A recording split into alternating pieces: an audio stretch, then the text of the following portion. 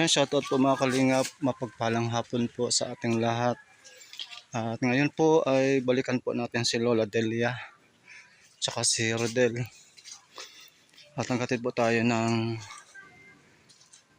ayuda para po kay Nanay Delia and kay Rodel. Ayan, shoutout po kay Ma'am Angie ng Alberta, Canada. Maraming salamat po sa iyo pong tulong na ipaabot po ngayon kay Nanay Delia and kay Rodel. Nay, gandang hapon. Magandang hapon po. Naku, may aso. Hello, Rodel. Aw, aw, aw! Kumusta? Huwag mga gat. Nay, may dala po kami, oh. Kasi ito, ulam, manok. Kumusta po, Nay? Wala pa ka, grabe ng Kasama pagkawa. po natin si Ate Lani ngayon. Sige ang pagkawa. Boy, kaya pa. May iniinom ko ang gamot na ngayon. Papa, albolari. Albularyo. Albolari sa sabagay.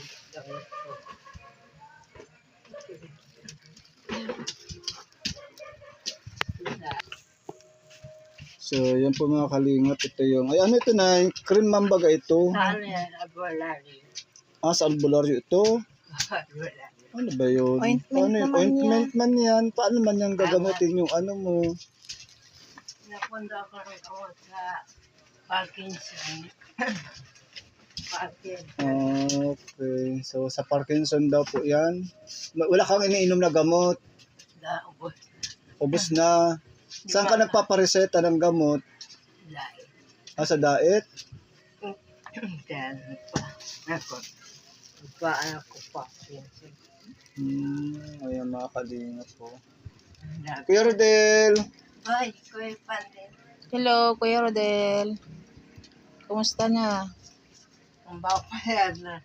At papatang ko yung Sinay, may dala tayong biskuit dyan, grocery. May sabon, may gatas. boy sa Pandit. Ayan. Boy.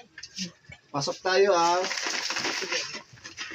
Ang haratan. Salamat kay Ma'am Angie ng Alberta, Canada. Maraming salamat po sa blessing. Ayan. Kuya Rodel. May biscuit si Kuya Rodel. Galing yung kay Ma'am Angie. Tapos may gatas. Ang laki ng gatas. Tapos yung mga ito sa panlaba. Sabon, Sunrox, ayan, may Dandahan na, dandahan po. Dandahan na baka maano pa. Baka mabaldog ko po dyan. Tapos bigas. Tapos nagtira ako na yun ng ako, wala na yata. Nay, pambili mo ng Salamat siya. ng vitamins or gamot, 500. Maan ka sa pag-atang. Ayan, maraming salamat sa mga agad na tumutulong kay Ma'am Angie ng Alberta, Canada. Shout out po. Buti hindi ka bumaba Hindi man ako ka. kasi madalas kita nakikita doon sa bayan. Diya ka ba? May kaibibigyan ko yung mga Japanese. Kagawad. Pag nababa ka, Ate Delia, saan ka nadaan? Dito. Diyan sa hagdan? Buti hindi ka nalalaglag. Ay, labas sa atas ko lang dyan. Natumba na siya. Nung Mag-ingat ka po pag nababa ka dyan kasi hagdan-hagdan po bagayan. salamat po. Bibigay ito. Galing po yan sa ibang bansa. Yung mga sponsor natin na tumutulong para sa mga nangangailangan pong kababayan. Grabe ng pa. Hindi Di ba nanay, dati hindi ka man ganyan. magawa ng bagbagan eh. Pero ngayon, oh, grabe. Hindi niyo po napipigilan. Talagang ano na siya. Tawa naman si Nana. Tapos nag-aalaga pa kay Kuya Rodel. Kuya Rodel, kumusta? Ang ganda ng buhok ni Kuya Rodel. Oh, ang itim-itim. Itim na itim yung buhok niya. Ang yaran ko ang Dandahan na. sabi ko eh. Niligoan ko. Ikaw pa ang suotan, sir. Sir. Naligo po siya? Naligo. Naligo. Ay. Niligoan ko pa. Hapon na. Hindi mo kaya. Saan mo sa nililiguan? Nalabas siya, nalabas. Hindi mo may sampa kayong Dapat pala ito pa malagyan ng barabalkon. Kasi pag naulan, basa sila dito. kapag kayong Masira na pati yun. tapos ako yung Kukulamber. Mga good lumber lang siya. ako papalitan ko yung ako salamat sa amon tayo kaya pandi amon taga sa anya maka aron kaya pandi Ilang taon ka na nanay na ganyan? bagang Ha? itong pakutan Dandahan po.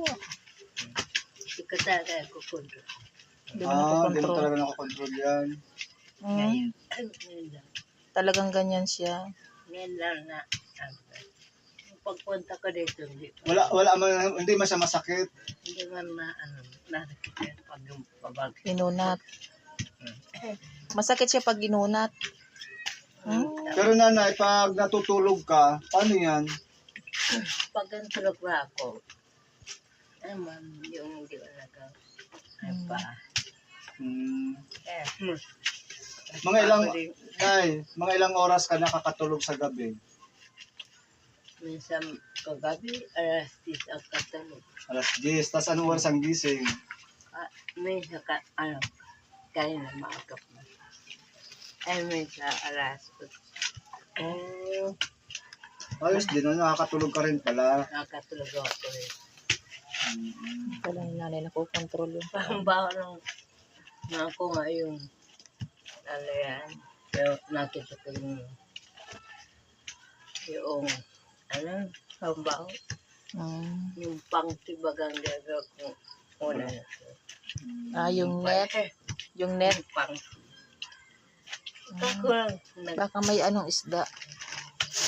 Kain ka Rodel. Salamat ko yapan Gandahan na eh. Gandaan nay. Mamaya na yan ulam. Oy Hmm. kaya pati Dali. ako nga nung pag yan natanggal yung pinto yung kumbagang Hindi niya mahawakan. napakuan. Subo mo na lang pa. Subo mo pa. Yung kaya Edra pa pala ang idea. So, ito po mga kalingap, ito po yung atin pong ito po yung ating ginawa po nung mga isang taon mahigit na po ito. So, ayan, at ito nga po yung sana yung plano namin noon. Lalagyan namin siya ng balkon, kaya lang hindi na nga po namin nagawa dahil nagka-problema nga po dun sa sa lupa. Pero po sa ngayon okay na po ito, at kung meron man po na gusto pong tumulong para po matapos po natin ito, malagyan po ng maliit na lang po ito. Hindi naman natin siya didingdingan, parang balkon lang siya. Huwag lang pong pumasok yung tubig doon sa may parang sala nila, at yun na rin po kasi yung nagiging kwarto nila. Ayan, mapansin po natin. Opo, kawayan lang po ang gagawin po natin dito, tsaka kukulamber. Mapansin po natin dito na rin sila nagluluto sa gilid. Ayan. So parang yung sala, kwarto, Kaya tsaka na kusina na. sinara ako doon sa So yun, ito po yung bandang likod niya. Papunta po dun sana sa kusina. Kaya lang po may aso. So ito po yung kusina niya. May bubong na po yan. Dingding na lang po ang wala. Ayan po. May bubong yan. So ang plano po dyan, hindi na nga po namin natuloy.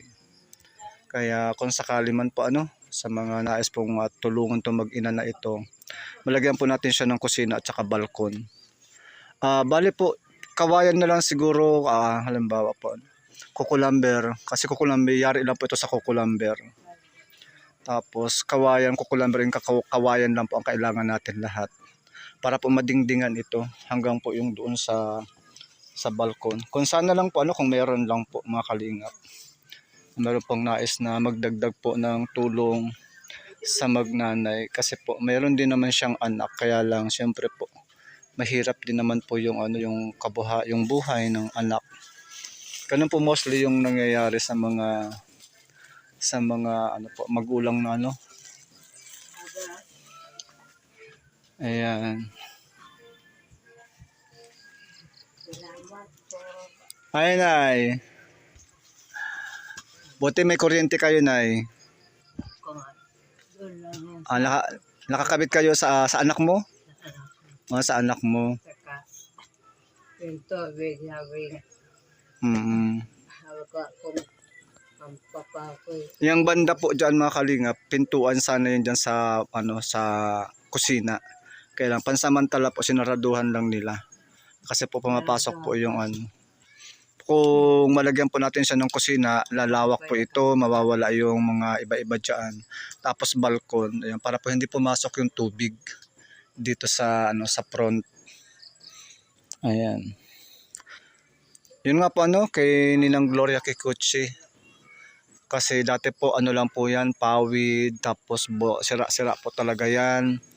Halos sako lang po yung dingding yan. Pero po ngayon ay nadigdigan po natin ng sawali. Kaya lang po hindi nga po natin natapos dahil sa naging problema. Pero kung babalikan po natin uli ito sa pagpapaayos, wala na po itong problema. Kasi kausap ko na po yung pinaka-may-ari nito. Ayan, shoutout po shoutout sa mga OFW nating mga viewers, OFW na mga sponsors po natin. Siyempre po sa pamamagitan po ni Kuya Bal Santos Matubang sa kanya pong pagpapasimula ng paglingap sa mga kababayan po nating mahihirap dito po sa amin sa bayan ng Jose Panganiban. Isa si Nanay Delia sa talagang worth it na matulungan talaga or deserve na matulungan kasi talagang yung kalagayan nila. Grabe, alam nyo po pagka yan po ay naglalakad sa kalsada, nakakaawa yung kaniyang kalagayan. Kasi yung Parkinson na sakit niya, ang pagkakaintindi ko po sa Parkinson ay wala na po siyang kagamutan. Yun lang po yung narinig ko. Sabi po ng mga espesyalista. Ayan, kaya hindi po natin alam kung hanggang kailan natin si Nanay Delia makikita na nasa ganitong kalagayan. Pero napaka-positive niya mga kalingap. Na yun nga po balikan ko lang. Dati po hindi ganyan kalala yung kanyang galaw. Noon medyo mild lang po siya mga kalingap. Pero sa ngayon sobra grabe na po yung grabe na po yung lumala na po yung kanyang sakit.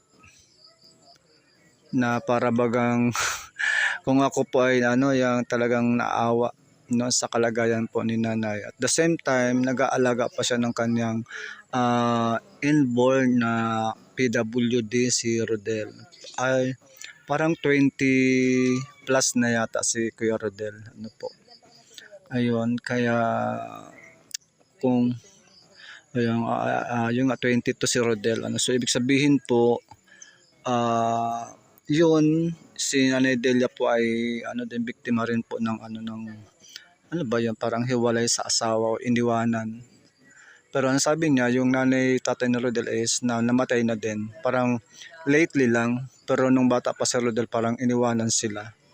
So si Nanay Delia po yung nag-aruga kay Rodel. At lumaki si Rodel na ganyan po. Tumanda na siya ng 22, si Nanay Delia pa rin po ang sa kanya po ay nag-aalaga. Sa tulong din po ng mga kapitbahay, minsan ng anak, dinadalhan. Pero hindi po maiwasan na si Nanay Delia, alam niya yung kanilang kawalan at alam niya kung ano yung kanilang pangangailangan.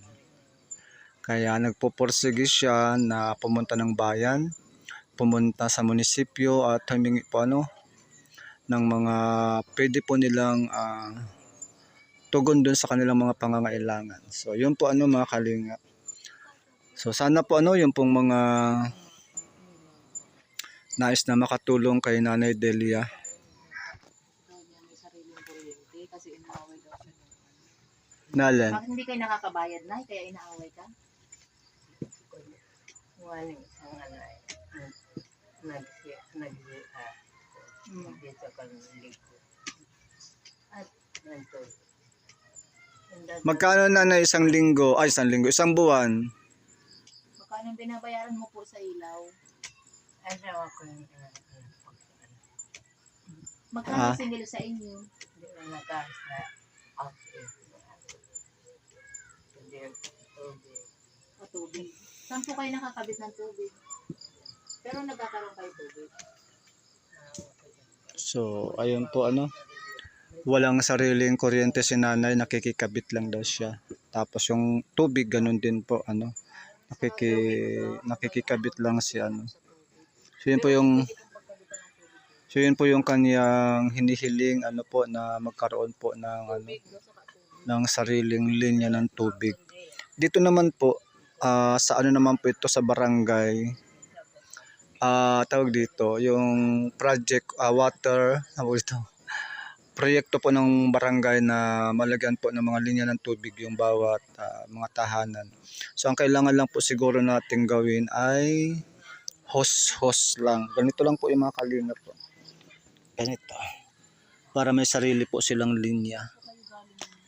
Kasi po pag nakikikabit lang, pag hindi gamit nung may-ari, saka lang siya mabibigyan ng tubig. So yun po yung kaniyang labahan doon sa gilid. So marami pa po sana kaming gagawin dito. Kaya lang po nung nakaraan talaga na pressure kami. Pati po yung sponsor ay yung salamat kay Ninang Gloria Kikuchi ng Japan. Sa tulong po sa tulong mo Ninang Gloria. Ayan, kumbaga po ay pagmamayari na po ni Nanay Delia itong lugar na ito. Ayan, kahit ano man ang mangyari, sabi naman po ng may-ari, kung sino yung nandun ngayon at PWD naman yan, so bibigyan ng rights bibigyan ng kumbaga kanila na po itong lugar na ito na natitirikan. Yun po yung usapan po namin nung may-ari po nito. Sige po, maraming salamat Ma'am NG ng Alberta, Canada. Maraming salamat po sa agad na papadala po ng ayuda dito sa magnanay na ito. Ayan, yung 500 pesos is cash po natin binigay. Yung 1K ay binilan po natin sila ng grocery and bigas at ulam. Ayun po. Sama po natin si Ate Lani. God bless. Maraming salamat po. Thank you so much sa ating pong sponsor. So, Nakaganyan siya. Hindi niya nakokontrol yung paa niya. Yan, pati. Ang pagod yung baga kahit Napapagod din kayo. Ayan. Sige po, God bless. God bless po. God bless. God bless. Bye-bye. Kuya Bar Santos Matubang Kalinga Prab and Ate Edna Vlog. Please support ng kanila pong channel. God bless.